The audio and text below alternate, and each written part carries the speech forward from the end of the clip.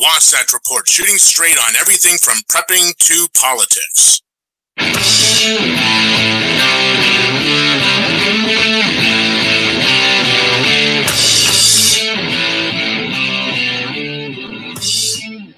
Welcome, everybody, to the Wasatch Report. I'm your host, Suzanne Sherman. I'll be with you for the next hour here on the Cerberus Radio Network, where we defend freedom and liberty from the flames of tyranny. Joining me in our virtual studio here in the hinterlands of Utah, also me behind the Iron Curtain of the Facebook Correctional Facility, is founder of the network, my producer, co-host, and very good friend. Happy 3-year friend-versary, Jeff Johnson. I so appreciate what you do. Thank you very much. We'll be bringing him on in a little bit. We're going to start today with some local news out here in the Wasatch front and back of Utah. And after that, we're going to talk about some issues with regards to privacy, freedom of speech in social media. There's some very telling and damning stories coming out about Facebook and Twitter, YouTube. Nothing's really going to be of a shocking revelation, but some of the details I found were pretty profound, particularly considering what I've been going through right now.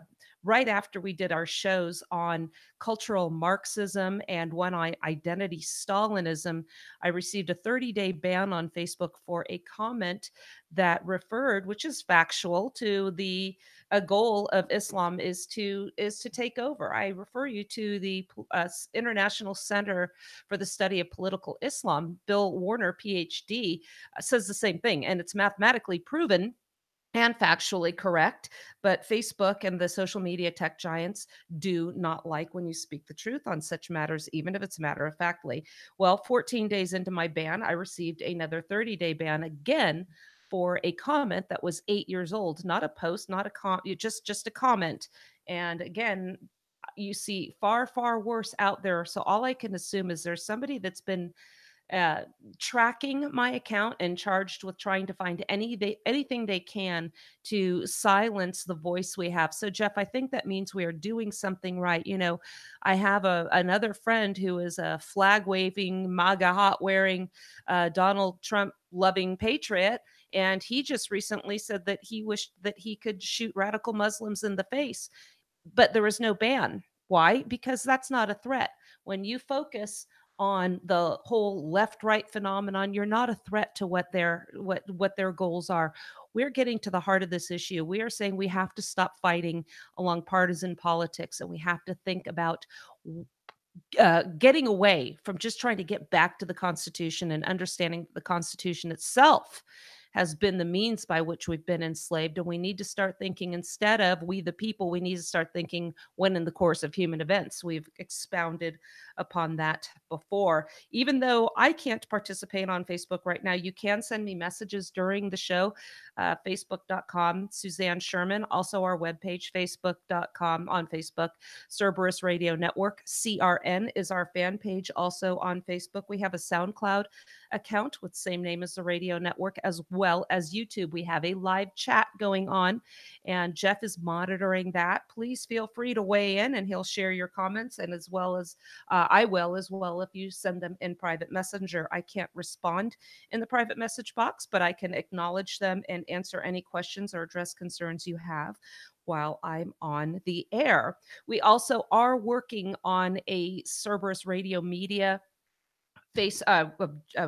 general web page, so we can start getting away from Facebook and being so reliant on them to get our message out, because as I'm going to explain later on in this show, they are censoring us, and there's proof. There's a whistleblower that came out and said as much.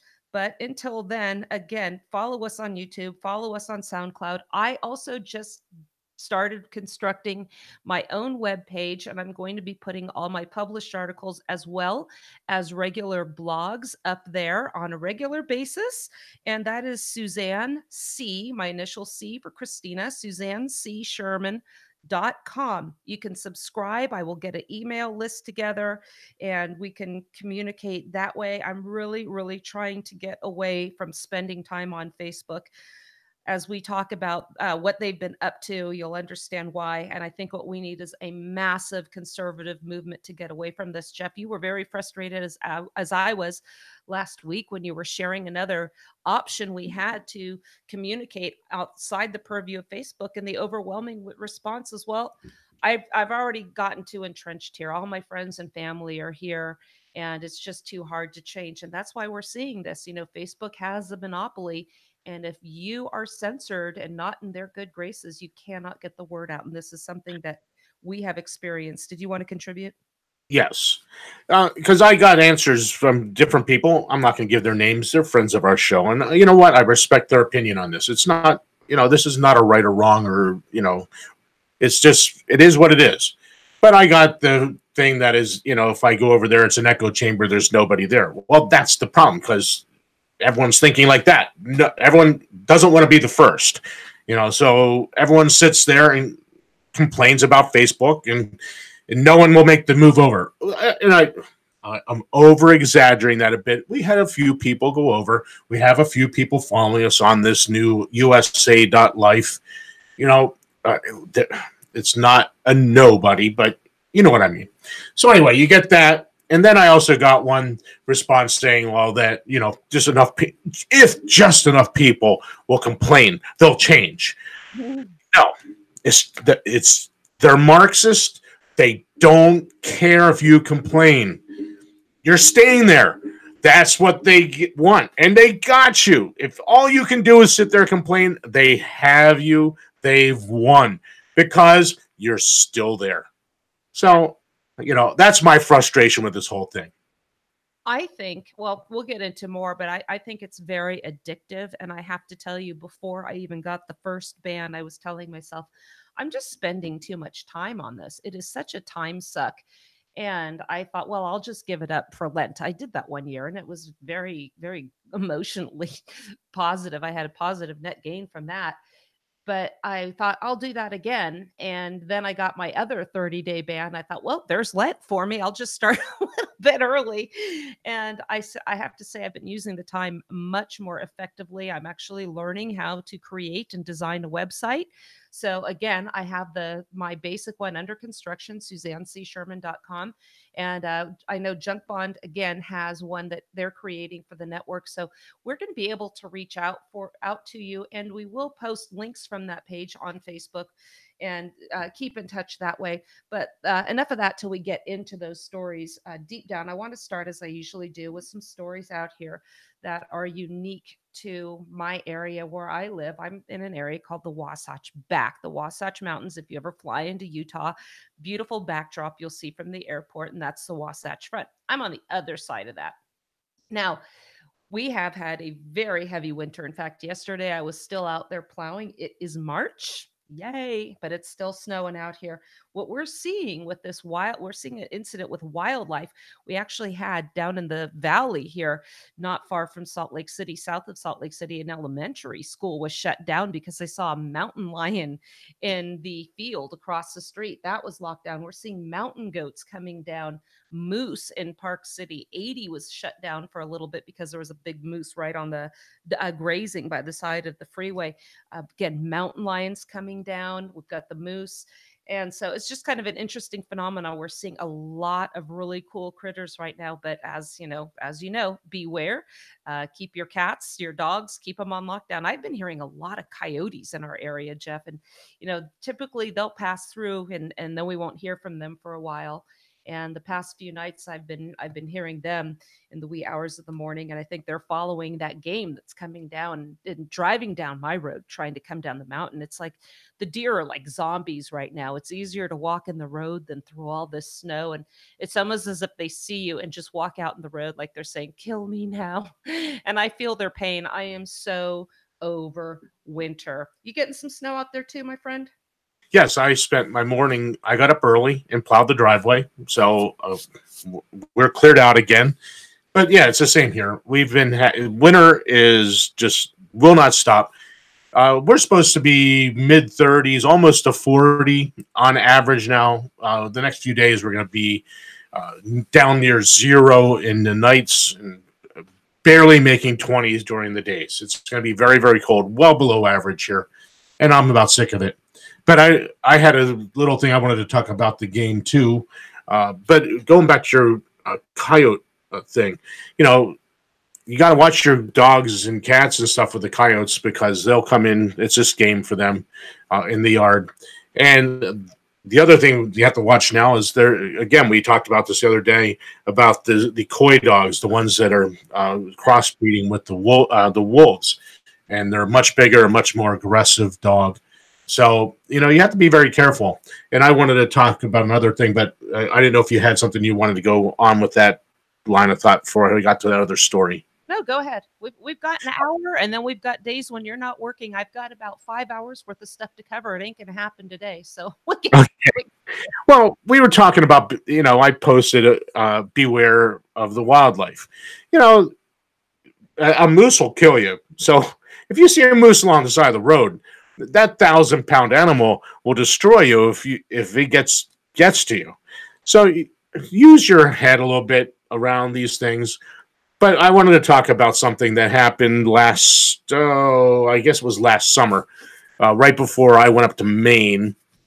My buddy, his mom and dad came up to their property in Maine. They were living in a camper down at the bottom of the property. And I don't think they were there 2 or 3 days. And his mother was over by the vehicle, getting something out of the vehicle. And there was a raccoon there. And it charged her and attacked her and bit her. As it turned out, it was rabid.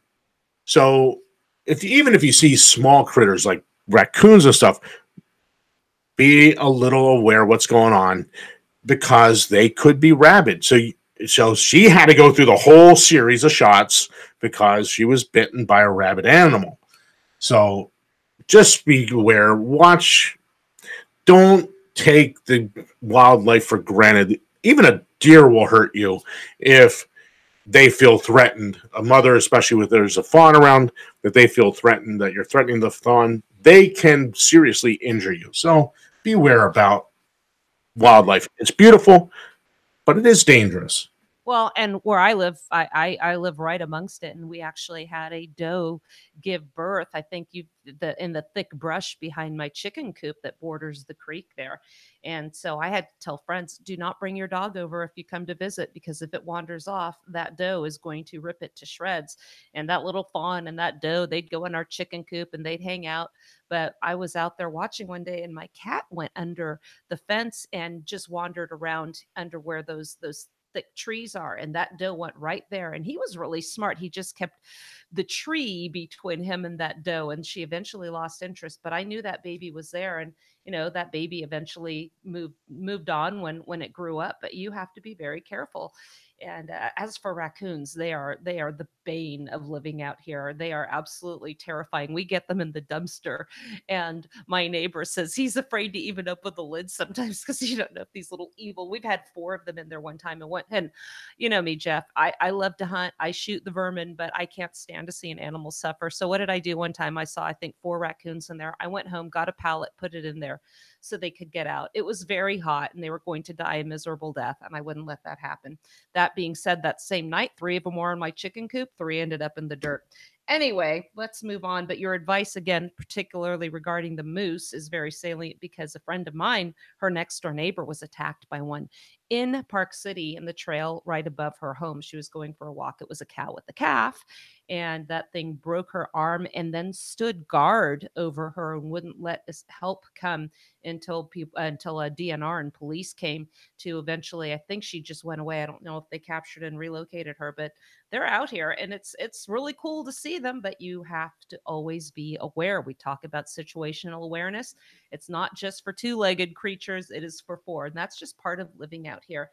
Have some news here from Utah legislature. As we know, Utah considers itself primarily a pro-life state, and I've taken exception with the term pro-life, as you do as well, Jeff. Our good friend Mark Kreslins. What we see as pro-life is really pro-regulation and the continuation of the slaughter of the unborn.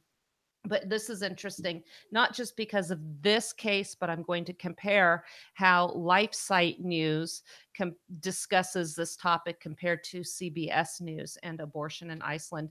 Here, LifeSiteNews.com out here in Utah says that Utah legislature is going to ban aborting babies with Down syndrome, and Governor Gary Herbert's likely to sign this.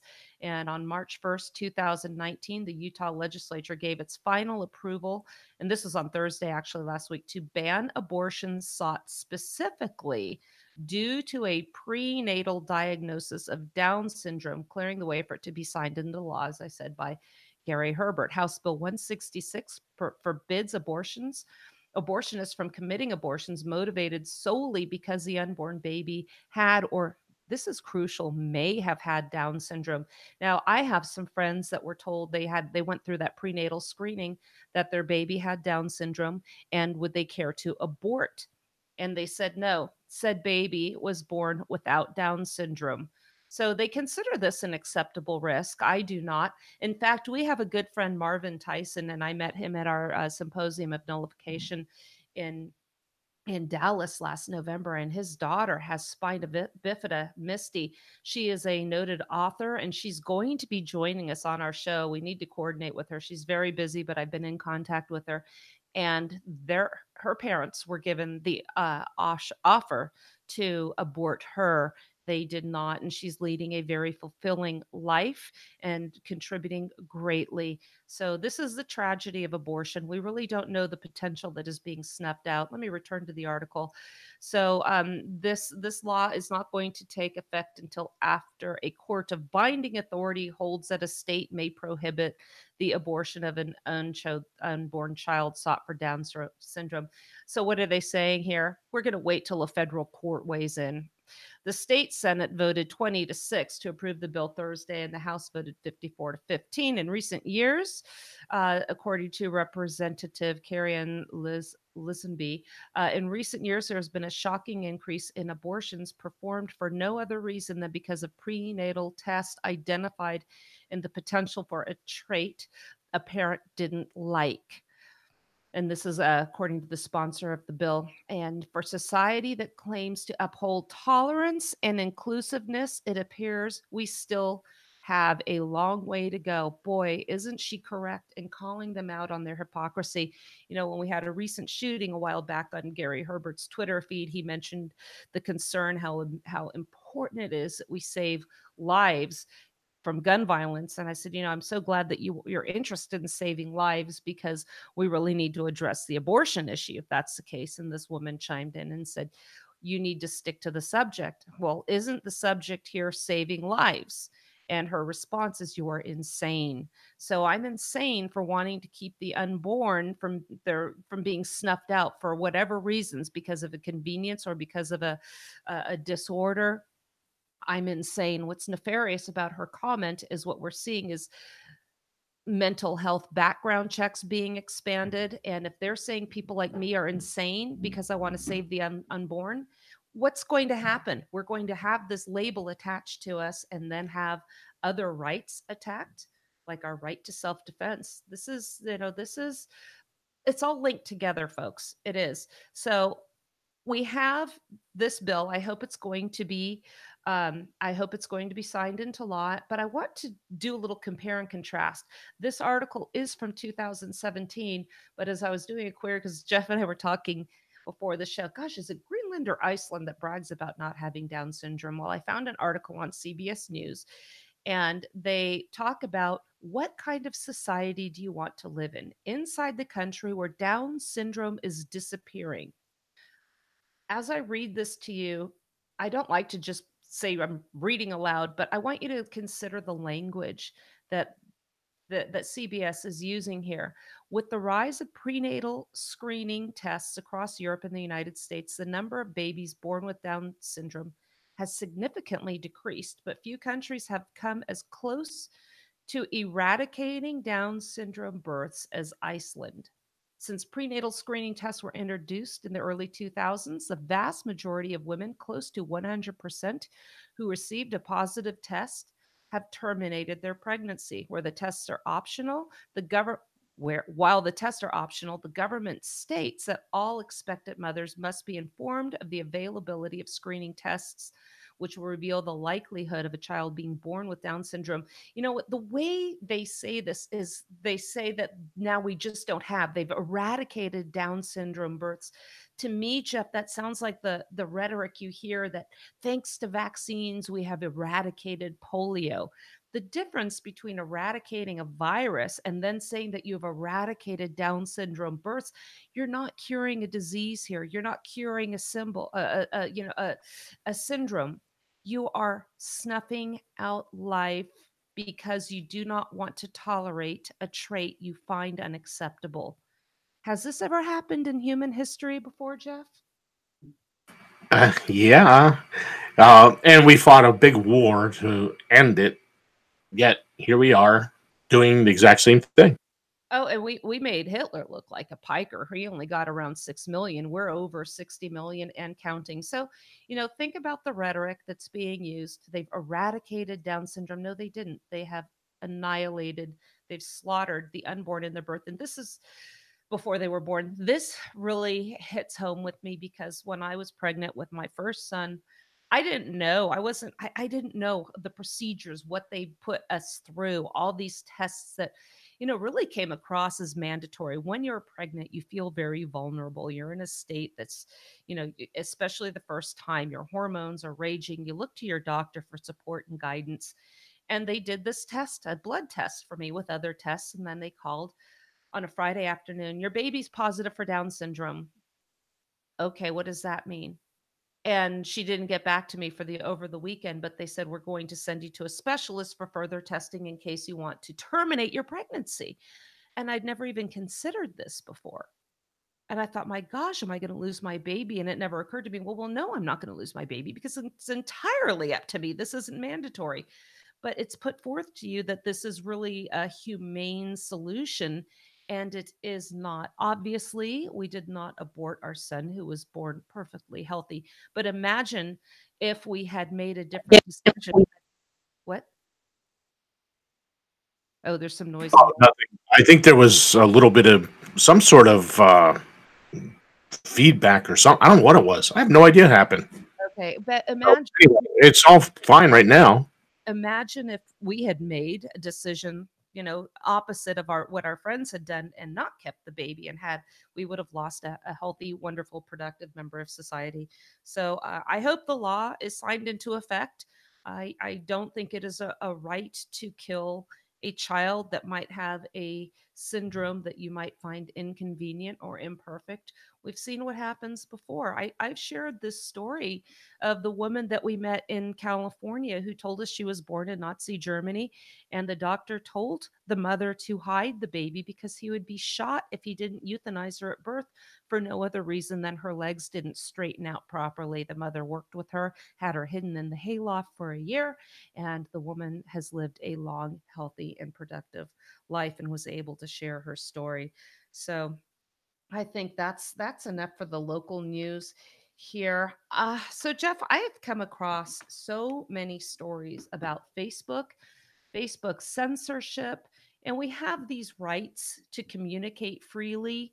We have these rights to have our, let me see if this sounds familiar to anybody. The right of the people to be secure in their persons, houses, papers, and effects against unreasonable searches and seizures shall not be violated. That's called the Fourth Amendment. That's a restriction upon the general government to spy on us. And it's not a right that was created when the Constitution was ratified. This is a right inherent to being human.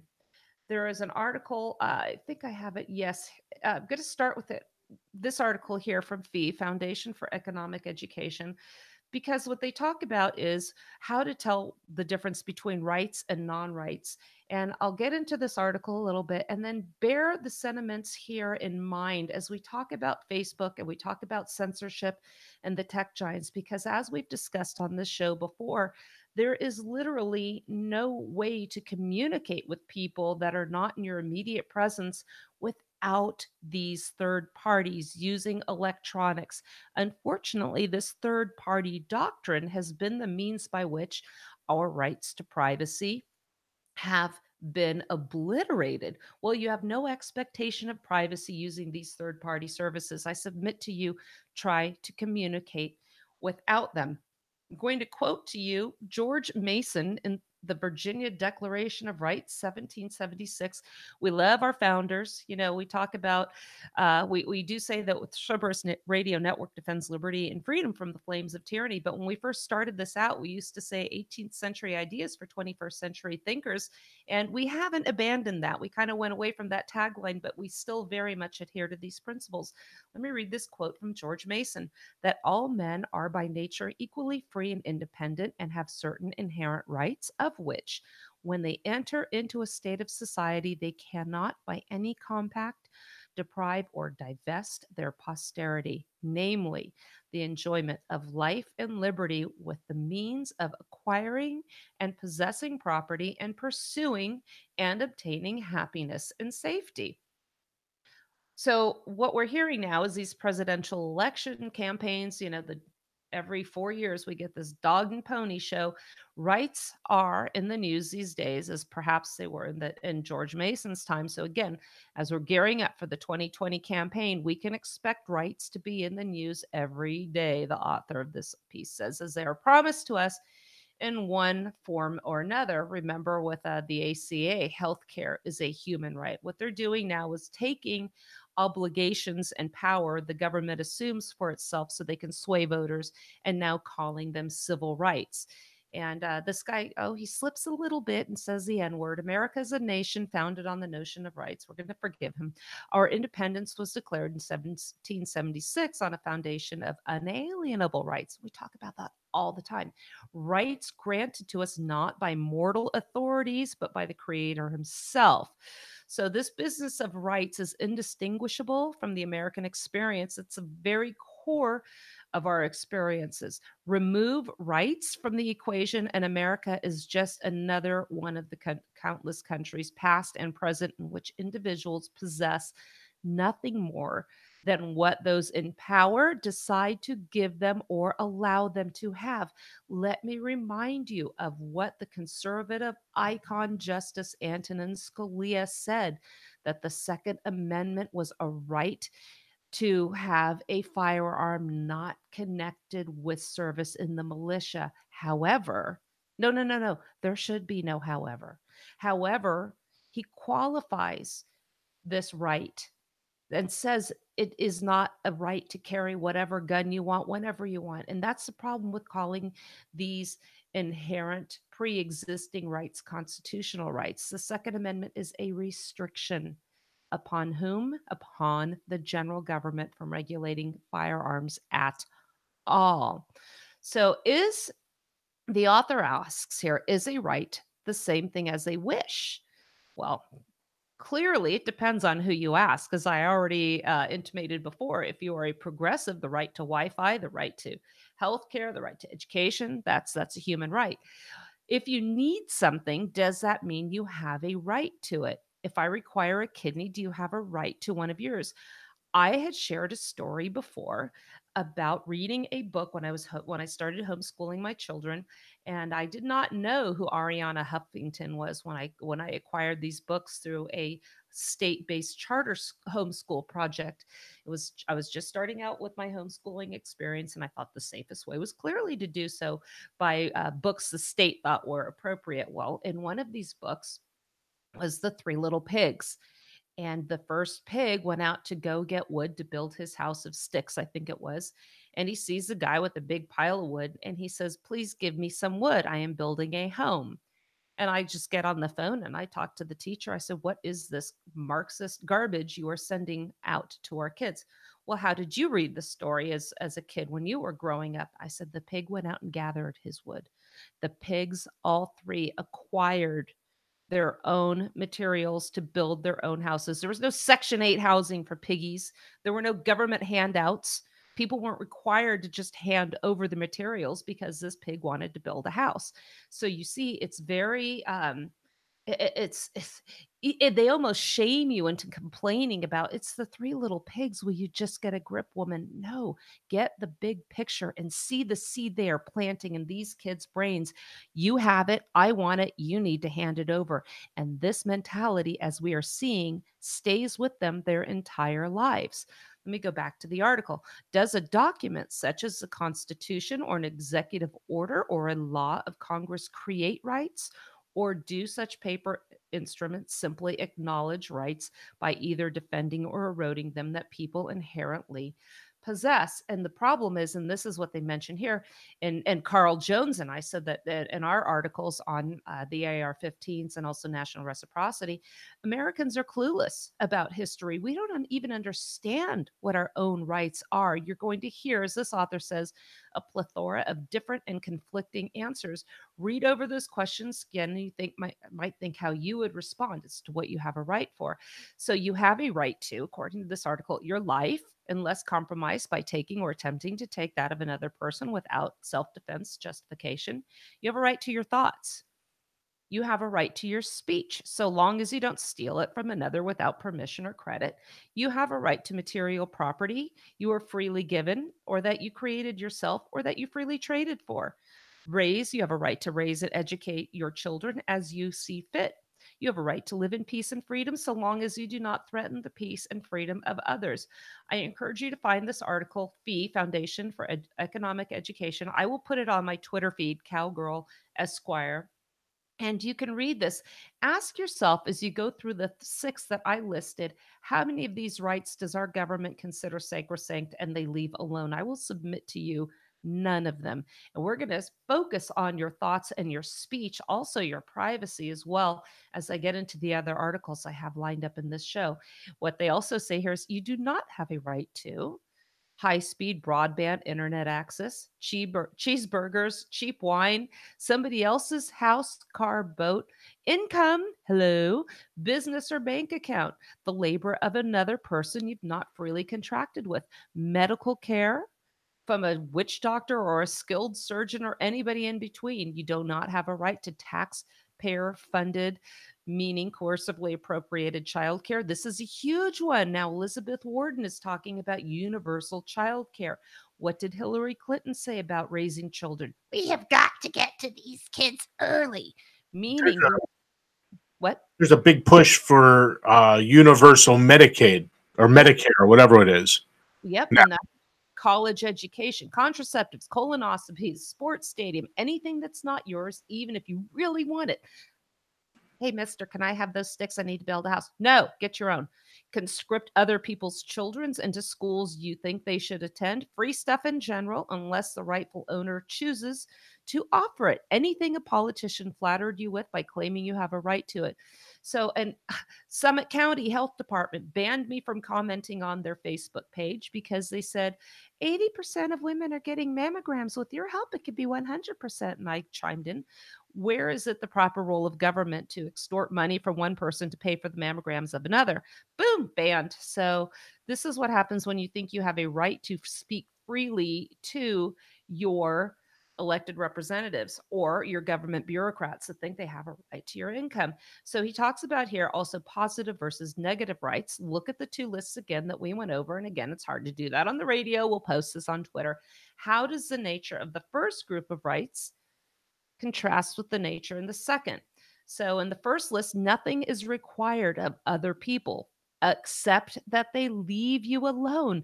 And this is what I say all the time. We really have a battle between two different contingencies: those who simply want to be left alone and enjoy the fruits of their labor, and those who want you not to be left alone and enjoy the fruits of your labor. What has Che Guevara recently said? Part of her new Green Deal is going to be that there's going to be a guaranteed income for those who are even unwilling to work. This is, what seems like crazy stuff right now. The Democrat candidates are getting behind this Green New Deal. So the first list comprises what we talk about: natural rights, negative rights. Natural because they derive from our essential nature as unique, sensate human beings, individuals, and negative because they don't impose obligations on others beyond a commitment to not violate them. Again, I submit to you, consider all those rights. Are they being violated by government at all levels today? I will submit to you, yes. And I've covered this before. I'm not going to get too much into it, but here they highlight also the Constitution's role in rights. Again, constitutional rights is a phrase we hear from people on all sides of the political spectrum. We've already covered that. It is not a constitutional right. These are natural rights. I'll post this on Twitter so you can see this again for yourself and consider what we're going to be talking about, not just today, but in the framework of the message we're trying to give you as a whole on the Cerberus Radio Network. You know, what kind of rights are being honored, what are being disregarded, and what rights that are being disregarded are doing so with the encouragement of the very citizens, I have to say subjects, whose rights are being violated. Now, this is a story, it's on Breitbart and it's coming out of France, but I submit to you, don't write this off because this is in France. What we see happening in Europe seems to go from California and seems to come across this continental landmass. You know, this tyranny, this spying, this oppression is spreading like a plague. Did you want to weigh in, Jeff? Yeah, before we get too far past it, I wanted to get back to this Medicare for all, because what they're going to do is they're going to take the labor of one person and steal their labor and force them to provide the goods or service to somebody else at a government rate. Because they're going to set the rate. The doctor's not going to be able to set any rates for his labor, and they're going to compel him to provide his services against his will. It's involuntary servitude, and that's where this is headed. They're going to take theirs, and eventually they're going to take all of our labor. And in reality, they already have. You don't own your labor. They get first shot at it. They take whatever they want of it, and then they give you the leftovers. After you have worked the hours, they're going to give you what's left over of that they're going to allow you to keep. Well, and by going into all this, we start with us the safety, and they get this power because we acquiesce in other areas, so they feel comfortable grabbing for more. So this article in Breitbart, France listening devices are going to be installed in a crime ridden town. I remember when the debate was just starting over whether or not people wanted to have cameras, surveillance cameras out in public. Now that's just a given. They're everywhere. These things you can't go anywhere without finding cameras. I go to the gym, they're all over the place. You can see them. So this isn't just a matter of crime, of solving crimes. So, but this article, now it's not just cameras. Now we're talking about listening devices. And let's see, this was that was the wrong one. Here we go. So the Daily Mail reported that oh no, that's a moral AI system. I have another article. I have three Breitbart. Here we go. Here we go. Sorry about that. French authorities are going to install tiny microphones in a crime-ridden neighborhood to listen for suspicious noises and alert the police, but residents worried that they will be spied on by Big Brother. Gee, you think? So 50 sound sensors no bigger than an American quarter will be installed on a 6-month trial basis, like these things ever go away, on the troubled, it's a district in the Saint Etienne area. The sensors will report municipal police any suspicious noise, such as an accident, a scream, a sound of glass breaking, and aggression. These intelligent sound sensors will be able to distinguish abnormal noise, the municipality officials suggested, claiming that the sound does not record conversations or even hear them. It will only capture the alerts. Does that make any sense to you at all? It's not going to record, it's only going to listen to them. That's the same thing we hear about metadata, but as we've proven on this show with our cybersecurity expert, Greg Carpenter, metadata says a lot about an individual and about their habits and how they live. Don't buy into this. So this is going to be a first experiment in the whole of France. The local officials say it will complement They spell compliment wrong. Existing video, they spell it compliment, like you're saying something nice, not compliment with an E to go along with something. But I digress. Existing video surveillance and form part of the city administration's plans to turn this area into a smart sit. It says with smart meters, applications, and other innovative systems, people must be reassured we will not spy on them. I don't think they could say that verbally with a straight face. And I'm not going to go into the rest of the article. Oh, here's the thing. Actually, a couple people that are saying we don't really want the spying devices, but we really want is more money for more police officers. We need more police officers. We want more security. Somebody else says, I am in favor of a reinforced police presence, but microphones, I'm wait and see. They should be having an out and out resounding no. And by the way, less cops, leave us alone. They say they will not hear conversations, but I do not believe that too much. It looks like disguised espionage. Here, another local says, why not? If these microphones make the area more peaceful and provides evidence in case of an incident, it's a good thing. For my part, they can spy on what they want. I have nothing to hide. That, ladies and gentlemen, is how liberty died. Now, let me remind you, these high crime areas exist because of government policies concerning immigration. You can fill in the rest of those pieces yourself. So, but this is again, we are so willing to capitulate our privacy and our rights for our security on there. Go ahead, Jeff. Well, it comes down to this. Who is responsible for your security? Is it government? Is it the TSA? Or is it you? I mean, it's obviously we know that we are responsible for our own security, and to be willing to give up your liberty, your freedom, so that you can pass off your responsibility to somebody else. Well, that's well and good. I want a divorce. I don't want anything to do with you. You go off and have your police state. We'll go off and have liberty. Yeah. So that's Yeah. What was it? I'd rather live in dangerous freedom, something like that, than safe without liberty. Anyway, yeah. And I remember when they had that terrorist attack in France, people were just running, screaming. One woman was on the ground, and one of the terrorists had an AK pointed at her. He pulled the trigger, and the weapon had malfunctioned or was out of ammo. But but for that, she would have been shot right there, lying down on the ground. There was no fight in her at all.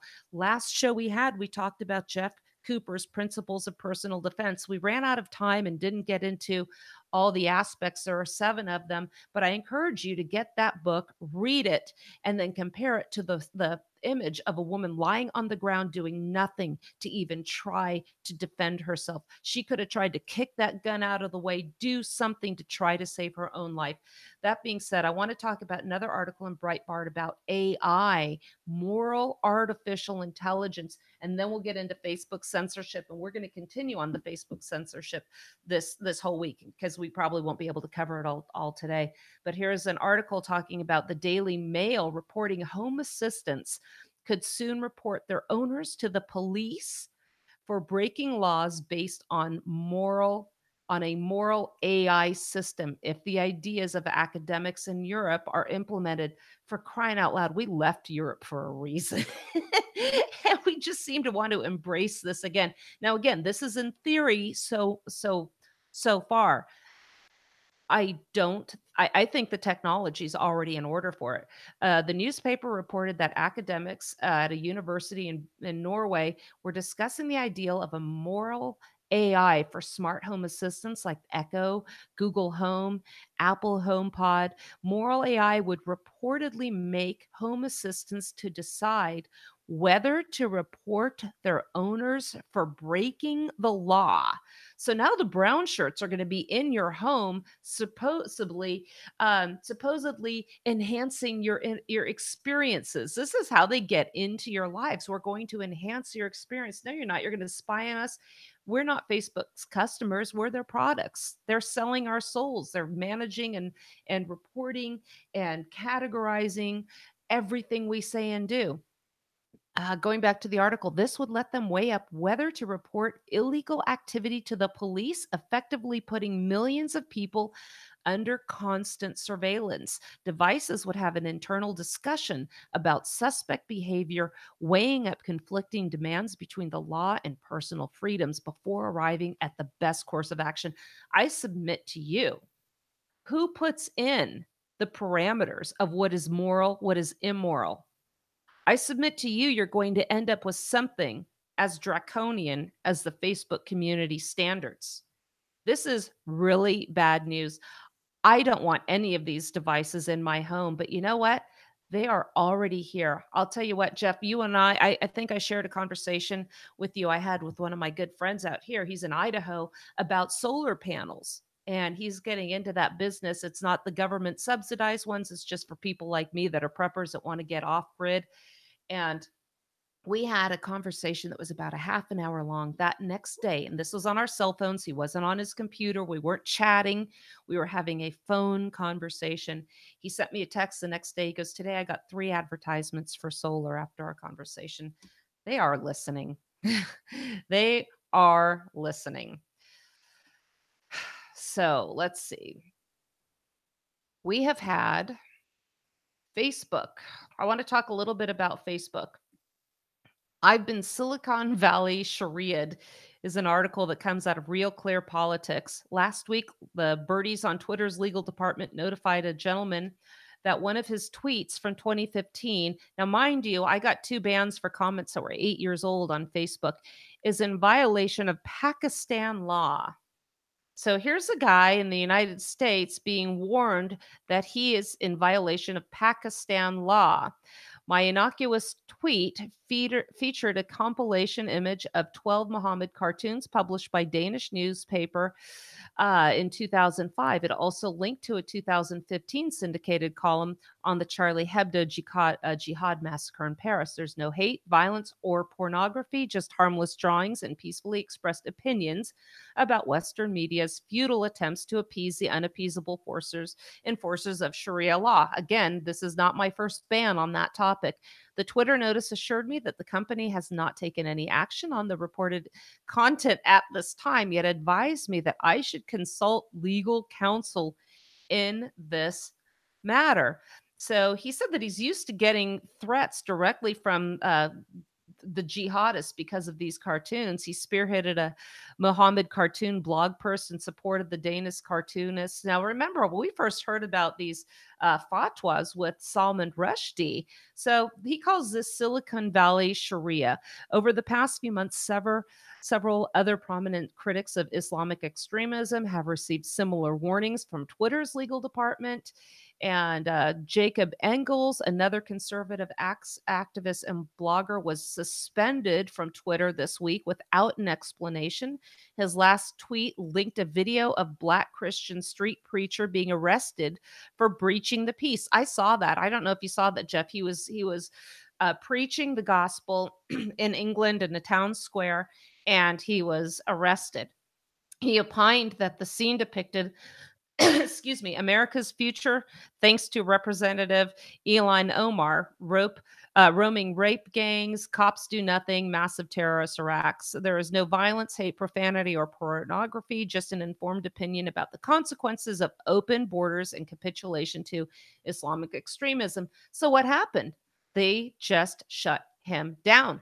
BBC News is reporting that Facebook bans Tommy Robinson's page. So here we have censorship again over a political issue over which Facebook community standards simply disagrees with.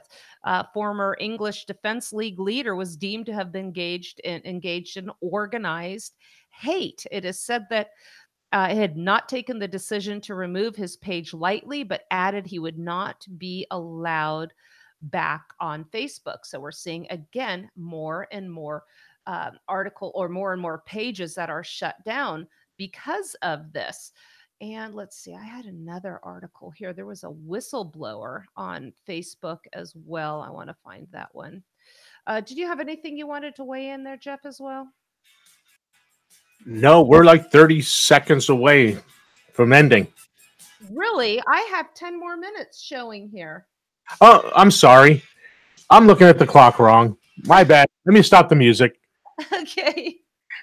No, you just got to know. I'm kind of like zoning out here in the background. Oh, But no. yeah, there's when it comes to this, we're going to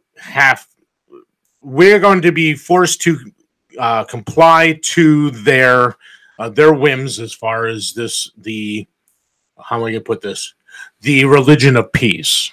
We're going to be compelled to do as they tell us, and that's all there is to it. Yeah, absolutely. And then there was another a guy on YouTube that was also taken away.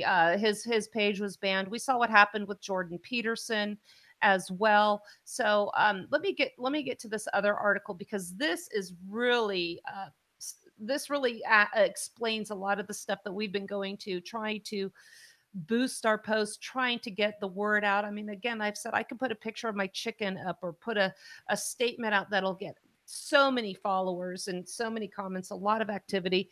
And then we post our, our news, our articles for our page, our news page, our radio network page, and nobody even sees them. Well, this is another article from Breitbart where a Facebook whistleblower says that the staff deboost unwanted content. And there was a code that they used, and this was for conservative pages. Recent Facebook insider leaks released by Project Veritas reveal that the social media giant's demoting conservative content isn't just done by human moderators, it's built right into the code of a website as a technical action called deboosting. We'll have to readdress this when Junk Bond is back. He's actually at a UN cyber convention right now, or UN convention about addressing cybersecurity. Project Veritas' latest bombshell reveals inside information from Facebook. One of the most shocking revelations was that Mark Zuckerberg's suppression of conservative content on the platform isn't just the result of heavy-handed moderation by human employees, but it's built into the code of the site. The documents shared reveal routine suppression of the distribution of conservative Facebook pages, technical action she repeatedly saw, for which Project Veritas was provided documentation, was labeled Action Deboost Live Distribution. She says, I would see this term appearing on several different conservative pages. I first noticed it with an account that I can't remember, but I remember once I started looking at it, I also saw it on Mike Cernovich's page, saw it on Steven Crowder's page, as well as the Daily Caller's page.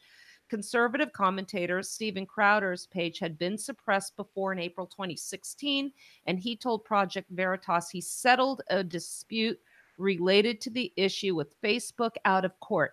Now, this is my problem with Steven Crowder. I don't take him seriously. He's kind of funny, he's amusing, but he's no intellectual giant. That being said, if he really wanted to effectuate a change, what happens when you settle out of court, Jeff? You agree to shut up. If they wanted to settle this out of court, he should have said, no, I don't want to take this settlement. What I want to do is spread truth and let Facebook know what is happening. He should have taken this to trial. They've got the financial resources. If they were concerned, they wanted freedom.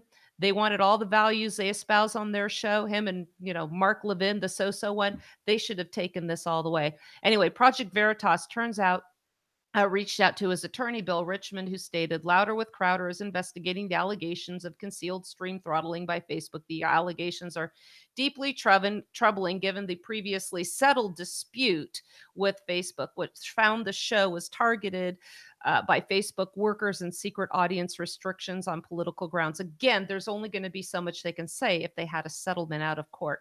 According to screenshots obtained by Project Veritas, the Action Deboost live distribution tag also appears on the Facebook page of conservative commentator. Again, the tag is Mike Cernovich. The whistleblower tag alleges that the tag is designed to deboost content produced by the page it's attached to, specifically suppressing the distribution of live streams from that page. A current Facebook employee confirmed that the code would reduce videos' visibility in news feeds, remove sharing features, and disable interactive notifications. Cernovich commented that the power that Facebook has over users, stating Facebook or an individual at Facebook has the unilateral power to create false allegations against someone he or she doesn't like. The person accused not only can't do anything about the allegation, they don't even have an idea the allegation was made. Now, again, we have there's a principle that if you are accused of something, of a crime, you have a right to face your accusers. Yeah, you'll say, but Facebook is a private company and they can do what they want. And I find it interesting because if we want to be consistent and say people like the bakers, Christian bakers, don't have to serve gay couples, shouldn't we say Facebook shouldn't have to, do business with people like us that they don't like? But here's the difference. A gay couple can go and find a bakery that is willing to accommodate them very easily. These tech giants have acquired a vast monopoly over our ability to communicate. Social media has become the town square of the 21st century. So what we're seeing right now is essentially the functional equivalent of this pastor in England getting arrested for preaching the gospel. And then you also have to buy into what I consider the false notion that Facebook and these and Google really are not or really are private entities. Facebook, as Greg Carpenter has said, was started with CIA seed money. We know how many times, because he was logged in, how many times Zuckerberg visited President Obama. We also know, if you watch the movie The Creepy Line, that the United States government relies on Google with all their documentation. They are joined at the hip.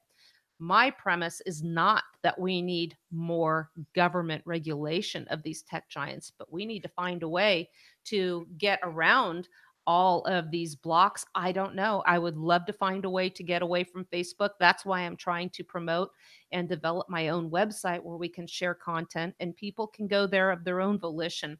The deboost action, let me get back to the article, appears to be applied to pages algorithmically rather than done deliberately by a single Facebook employee. But as a result, Facebook page owners are not notified if this tag is added to their page.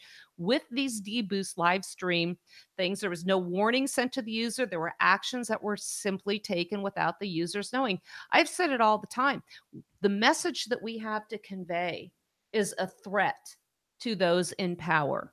We are not wasting time. We are not spinning wheels here at Cerberus Radio Network, wasting your time as valued listeners by saying we got to blame the Democrats for everything. We got to, cheer on the Republicans for everything they do. And if we get some more gun rights taken from that, we don't really need the bump stocks. It's okay. Folks, what we're trying to alert people to is there is an insidious movement to absolutely systematically dismantle our system of federalism.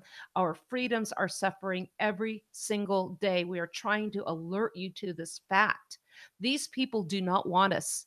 So our messages are being silenced on social media. If you're okay with that because of the convenience of keeping in touch with your family members, then I guess you're also okay with all the surveillance we're seeing. We're going to get into more articles this week on what the tech giants have been doing to us.